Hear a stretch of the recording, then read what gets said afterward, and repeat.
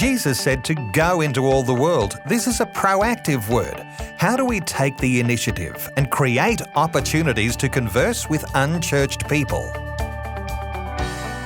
This is what I love about the streets, shows and festivals. Although there can be a value in the come and see approach, like inviting people to an outreach, the heart of the Great Commission is to go and tell. But isn't this type of evangelism outdated and irrelevant? Well, it does depend on how you do it. It's all about people skills. Let's discuss 5 principles or tips about engaging people cold turkey. Number 1, feel the fear and do it anyway. Paul wrote, "I came to you in strength and courage and with much boldness." Hang on a minute, no, that's not right. He actually said, "I came to you in weakness and fear and with much trembling." Even the great apostle Paul struggled with fear. All of us feel it, but it's how we respond that counts. Unfortunately, there's no pill to take to eliminate fear. It takes courage to create opportunities.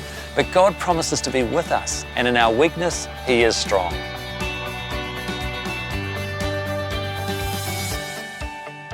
Having the support of others makes a huge difference too. And most of the time we actually find that our fears are unfounded and we'll have a relaxed and enjoyable time. Number 2, never let the conversation develop into confrontation. Sometimes things do get a little bit icy, but you can reduce the tension by being quick to say, "I respect that you believe something different," using a bit of humour, and through body posture that's relaxed as compared to staring them out.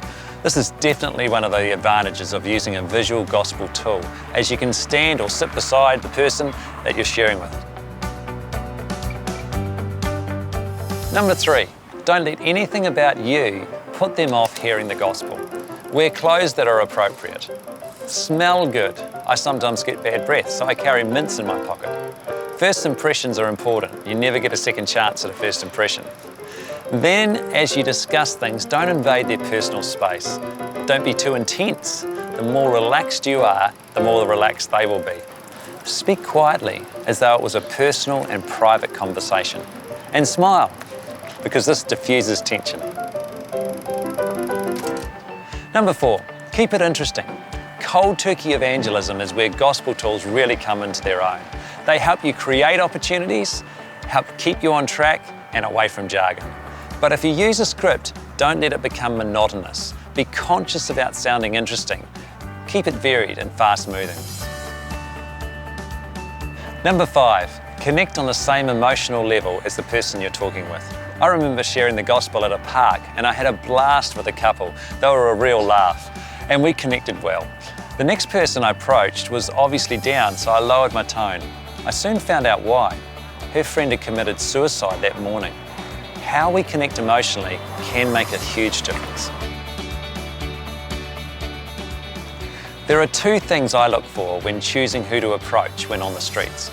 People who look like they have time, like sitting on seats relaxing, and people who are away from others. This allows the space to have a private conversation. If they're really interested, you could meet up again at an appropriate place, or you could invite them to something your church is doing and offer them a ride. Getting their details and following them up is particularly important if they respond by surrendering their lives to Jesus. Regarding shows and festivals, to run a stall at a festival, just contact the organisers and apply to have a stall. They're normally very happy to take your money.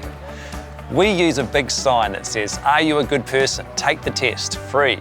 This is a great draw card and it helps us create opportunities for conversation. Have you done the test? What test? The good person test. It's really good, it takes about 5.5 minutes. Want to give it a go? Sure. Then we either use the G7 app on an iPad or tablet or a gospel flip chart. Festivals are a really good opportunity to involve your church.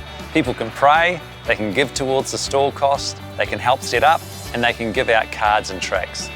Those who normally wouldn't share the gospel might see that it isn't so scary after all and start to take it another step further. Your team can have a great impact through engaging people on the streets and at festivals and shows. Every opportunity is worth it. Enjoy your discussion, and in the next tutorial we cover some keys to initiating meaningful door-to-door conversations.